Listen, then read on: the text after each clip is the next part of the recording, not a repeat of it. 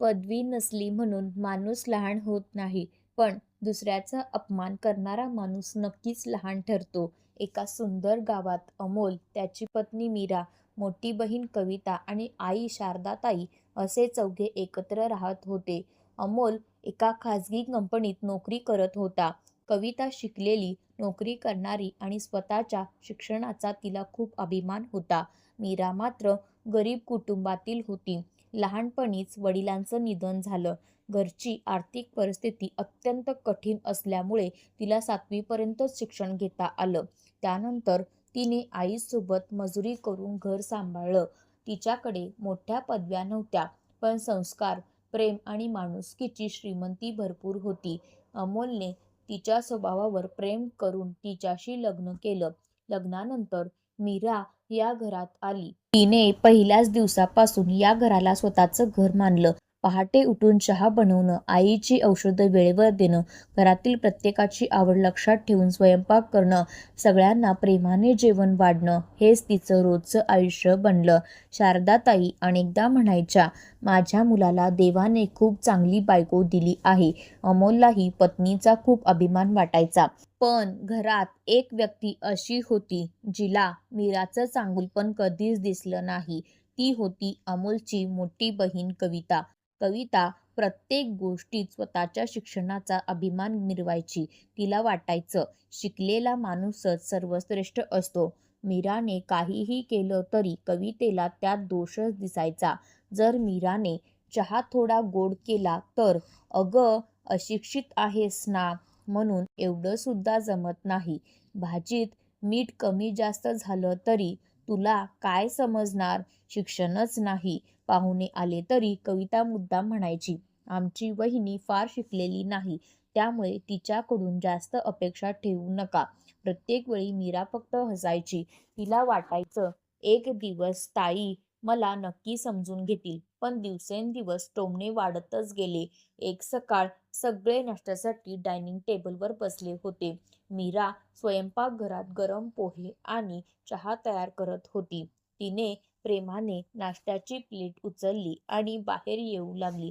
तेवढ्यात कविता आईला मोठ्याने म्हणाली, आई, तुम्हीच नाश्त्याची प्लेट घेऊन या, नाहीतर ही अशिक्षित पुन्हा माझ्यासमोर येईल.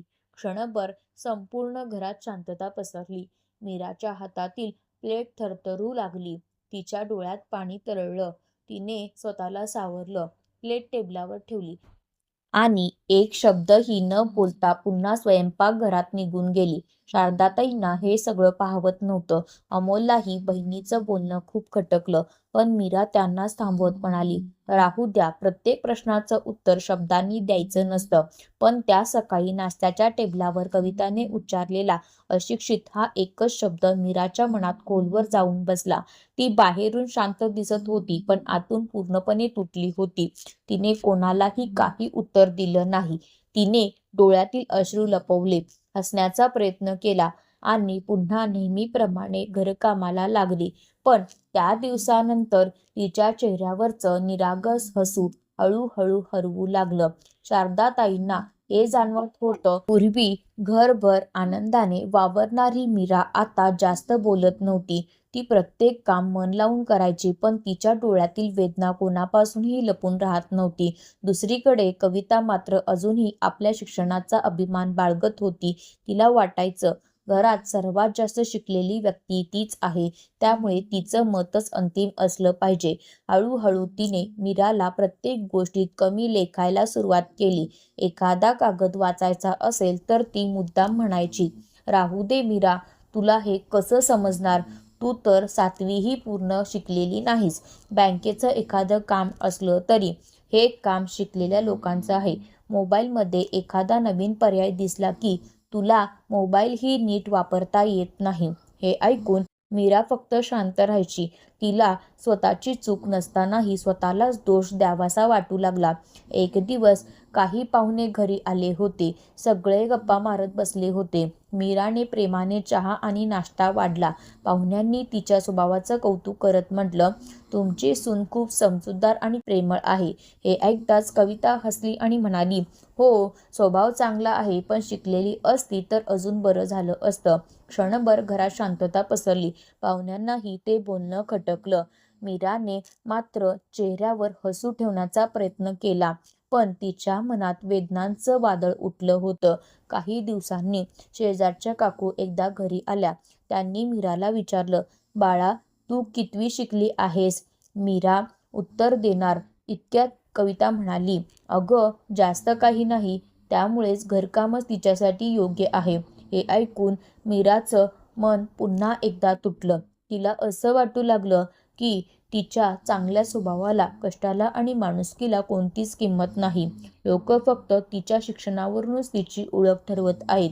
पण एक गोष्ट तिला सर्वात जास्त वेदना देत होती. कविता तिची शत्रू नव्हती, ती तिची नणंद होती. मीरा तिला मनापासून मोठ्या बहिणीसारखाच मान द्यायची. तिच्या वाढदिवसाची तयारी असो, तिच्या आवडीचा स्वयंपाक असो की ती आजारी असताना तिची सेवा, मीरा कधीच मागे हटली नव्हती.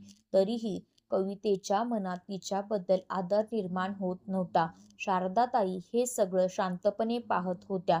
एक दिवस त्यांनी कविताला जवळ बसवलं आणि प्रेमाने समजावत म्हणाल्या, "बाळा, शिक्षण माणसाला ज्ञान देतं, पण संस्कार माणसाला मोठं बनवतात.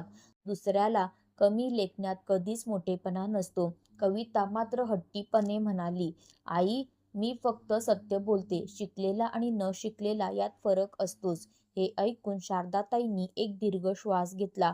त्यांना समजलं, वेळच आता कविताला योग्य धडा शिकवणार होता. त्या रात्री घरातील सगळे झोपले होते. घरात पूर्ण शांतता होती. पण मीराच्या मनात मात्र हजारो विचारांचं वादळ सुरू होतं. ती एकटीच अंगणात येऊन बसली. आकाशात चमकणाऱ्या चंद्राकडे पाहत तिच्या डोळ्यातून अश्रू वाहू लागले. तिला लहानपण आठवत होतं. गरीब घर, आई-वडिलांची संघर्षमय परिस्थिती, शाळेची खूप आवड असूनही शिक्षण अर्धवट सोडण्याची वेळ, घर चालवण्यासाठी लहान वयातच कामाला लागलेले दिवस, हे सगळं तिच्या डोळ्यांसमोर उभं राहिलं. ती स्वतःशीच पुटपुटली, "जर त्यावेळी परिस्थिती चांगली असती तर कदाचित आज मला अशिक्षित म्हणून कोणी हिलवलं नसतं." इतक्यात अमोल तिथे आला. त्याने मीराच्या डोळ्यातले अश्रू पाहिले. तो तिच्या शेजारी बसला. हळूच तिचा हात हातात घेतला. "मीरा, आज तू पहिल्यांदाच इतकी शांत दिसतेस. मनात काय चाललंय?" हे ऐकताच मीराचा बांध फुटला. ती रडत म्हणाली, "मी कमी शिकले ही माझी चूक नव्हती अमोल. घरची परिस्थितीच तशी होती. पण आज प्रत्येकजण मला अशिक्षित म्हणून कमी लेखतो. माझ्या कष्टाची, माझ्या प्रेमाची, माझ्या माणुसकीची कोणालाच किंमत नाही." अमोल काही क्षण शांत राहिला. नंतर तो हसत म्हणाला, "मीरा, माणूस त्याच्या भूतकाळामुळे हरत नाही. तो भविष्य घडवण्याचा प्रयत्न सोडतो तेव्हा हरतो. भूतकाळ बदलता येत नाही, पण भविष्य नक्की बदलता येतं." ही वाक्य मीराच्या मनात खोलवर उतरली. तिच्या डोळ्यात पुन्हा एकदा आशेचा किरण दिसू लागला. त्याच क्षणी तिने मनाशी ठरवलं, आजपर्यंत परिस्थितीने माझं शिक्षण थांबवलं, पण आता मी स्वतःला थांबू देणार नाही. दुसऱ्याच दिवशी सकाळी घरातील सगळी कामं नेहमीप्रमाणे पूर्ण करून मीरा गावातील प्रौढ शिक्षण केंद्रात गेली. तिने प्रवेश अर्ज भरला. तिच्या हातात पुन्हा एकदा पुस्तक आलं. ते पुस्तक हातात घेताना तिच्या डोळ्यात आनंदाश्रू होते. ती मनात म्हणाली, "आज माझ्या आयुष्याचा नवा अध्याय सुरू झाला." त्यानंतर तिचा प्रत्येक दिवस संघर्षाने भरलेला होता. पहाटे 5 वाजता उठणं, संपूर्ण घराची साफसफाई, सगळ्यांसाठी नाश्ता आणि जेवण तयार करणं, सासूबाईंची काळजी घेणं. संध्याकाळी पुन्हा घरकाम आणि रात्री सगळे झोपल्यानंतर अभ्यास. अनेकदा थकव्याने तिचे डोळे मिटू लागायचे.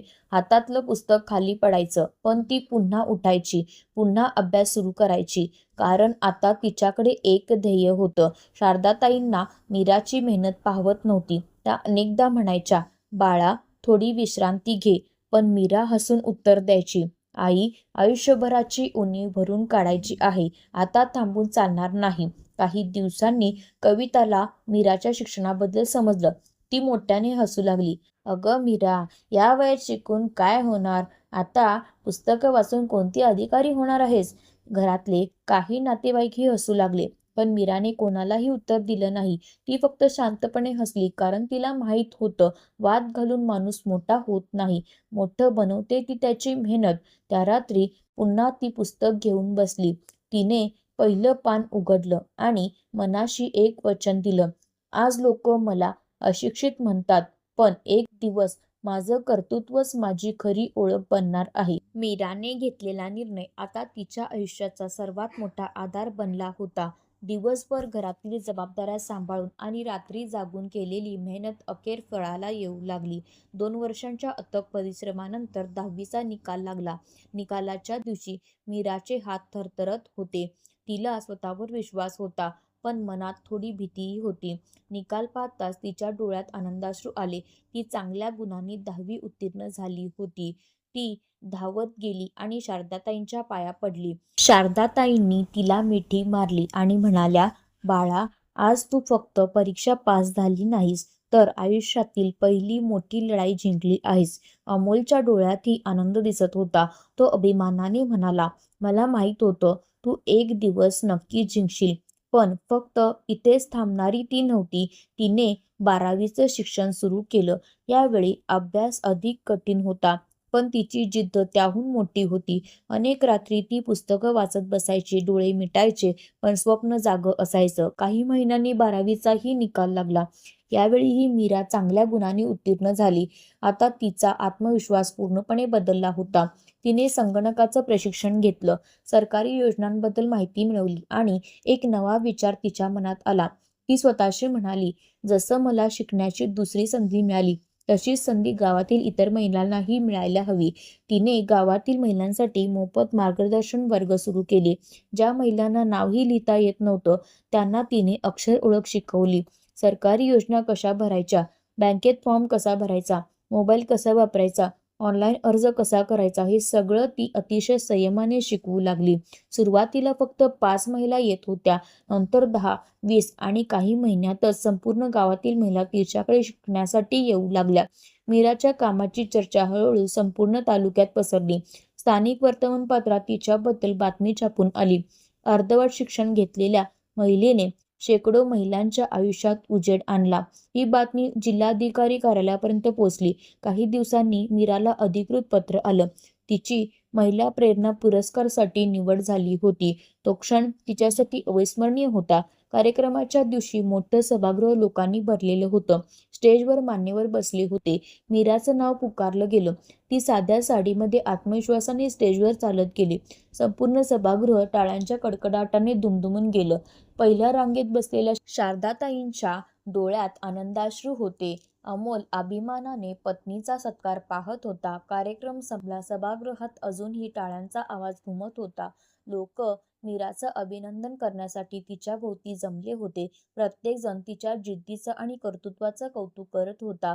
पण त्या गर्दीत एक व्यक्ती मात्र शांतपणे उभी होती. ती होती कविता. तिच्या डोळ्यांसमोर मागचे अनेक प्रसंग फिरत होते. अशिक्षित म्हणून मारलेले टोमणे, पाहुण्यांसमोर केलेला अपमान, मीराच्या डोळ्यात तर आलेले अश्रू, आणि आज तीच मीरा संपूर्ण जिल्ह्यासाठी प्रेरणा बनली होती. कविताच्या डोळ्यातून अश्रू ओघळू लागले. थोडा वेळ धैर्य गोळा करून ती हळूहळू मीराजवळ आली. मीराने तिला पाहताच प्रेमाने हसू दिलं, पण कविता काही बोलू शकत नव्हती. शेवटी थरथरत्या आवाजात ती म्हणाली, "मीरा, मला माफ कर. मी नेहमी तुझ्या पदवीकडे पाहिलं, पण तुझ्या जिद्दीचं, तुझ्या मेहनतीचं आणि तुझ्या मोठ्या मनाचं मूल्य कधीच ओळखलं नाही." तिचा आवाज भरून आला. ती पुढे म्हणाली, "आज मला समजलं, खऱ्या शिक्षणाचा अर्थ फक्त पुस्तकात नसतो. तो माणसाच्या विचारात, संस्कारात आणि दुसऱ्याला उभं करण्याच्या वृत्तीत असतो. आणि त्या बाबतीत तू माझ्यापेक्षा खूप मोठी आहेस." हे ऐकून मीराच्या डोळ्यातही पाणी आलं. तिने पुढे होऊन कविताचा हात आपल्या हातात घेतला. ती शांतपणे हसली आणि म्हणाली, "ताई, तुम्ही माझ्यापेक्षा मोठ्या आहात. मला तुमच्यावर कधीच राग नव्हता. मला फक्त एवढंच वाटायचं की एक दिवस तुम्ही मला समजून घ्याल. आज तो दिवस आला आहे. चला, आजपासून आपण एकमेकींचा आदर करूया आणि पुन्हा नव्याने नातं जपूया." हे शब्द ऐकताच कविताचा बांध फुटला. ती मीराच्या गळ्यात पडून रडू लागली. तो क्षण पाहून सभागृहातील अनेकांच्या डोळ्यातही पाणी आलं. शारदाताई पुढे आल्या. त्यांनी दोघींना प्रेमाने मिठी मारली. त्यांच्या डोळ्यात आनंदाश्रू होते. त्या भावुक होत म्हणाल्या, "आज माझ्या दोन्ही मुलींनी माझं घर खरंच मोठं केलं आहे." पदवीपेक्षा प्रेम मोठं असतं आणि अहंकारापेक्षा माणुसकी नेहमी जिंकते. अमोलही अभिमानाने त्या दोघींकडे पाहत उभा होता. तो मनात म्हणाला, "आज माझ्या पत्नीने फक्त स्वतःचं आयुष्य बदललं नाही, तर आमच्या संपूर्ण कुटुंबाचा विचारही बदलून टाकला." त्या दिवसानंतर त्या घरात एक मोठा बदल झाला. कधी काळी मीराला अशिक्षित म्हणून हिरवणाऱ्या घरात आता तिच्या कर्तृत्वाची चर्चा होऊ लागली. कवितांनी स्वतःची चूक मनापासून स्वीकारली. ती जिथे जाई तिथे अभिमानाने मीराचा परिचय करून द्यायची. ही माझी वहिनी नाही, माझी प्रेरणा आहे. हिने मला शिकवलं की खरी पदवी पुस्तकात नाही तर माणुसकीत असते. मीराने स्वतःचं यश फक्त स्वतःपुरतं मर्यादित ठेवलं नाही. तिने गावातील महिलांसाठी मोफत शिक्षण वर्ग सुरू केले. अनेक महिलांनी पुन्हा पुस्तक हातात घेतलं. अनेकांच्या आयुष्यात आशेचा नवा किरण निर्माण झाला. हे सगळं पाहून शारदाताईंच्या चेहऱ्यावर समाधानाचं हसू फुललं. त्या नेहमी अभिमानाने म्हणायच्या, पदवी माणसाला नोकरी देते, पण संस्कार आणि माणुसकी माणसाला समाजात खरा मान मिळवून देतात. कधीही कोणाला अशिक्षित म्हणून कमी लेखू नका. परिस्थितीमुळे शिक्षण अपूर्ण राहू शकतं, पण जिद्द, मेहनत आणि चांगले संस्कार माणसाला अशा उंचीवर घेऊन जातात, जिथे फक्त पदवी नाही तर त्याचं कर्तृत्व बोलतं. खरा मोठेपणा शिक्षणात नाही तर माणुसकीत असतो. जर या कथेने तुमच्या मनाला स्पर्श केला असेल तर एक गोष्ट कायम लक्षात ठेवा, कधीही कोणाला अशिक्षित म्हणून कमी लेखू नका. माणसाची खरी ओळख त्याच्या पदवीने नाही तर त्याच्या संस्काराने, मेहनतीने आणि माणुसकीने ठरते. हा संदेश जास्तीत जास्त लोकांपर्यंत पोचावा म्हणून या व्हिडिओला लाईक करा, कमेंटमध्ये सांगा खरी पदवी कोणती, शिक्षण की माणुसकी? अशाच मनाला स्पर्श करणाऱ्या आणि आयुष्याला नवी दिशा देणाऱ्या मराठी कथा पाहण्यासाठी मनस्पर्शक कथा चॅनलला सबस्क्राईब करा आणि बेल आयकॉन नक्की दाबा. पुन्हा भेटूया एका नव्या हृदयस्पर्शी कथेसोबत. धन्यवाद.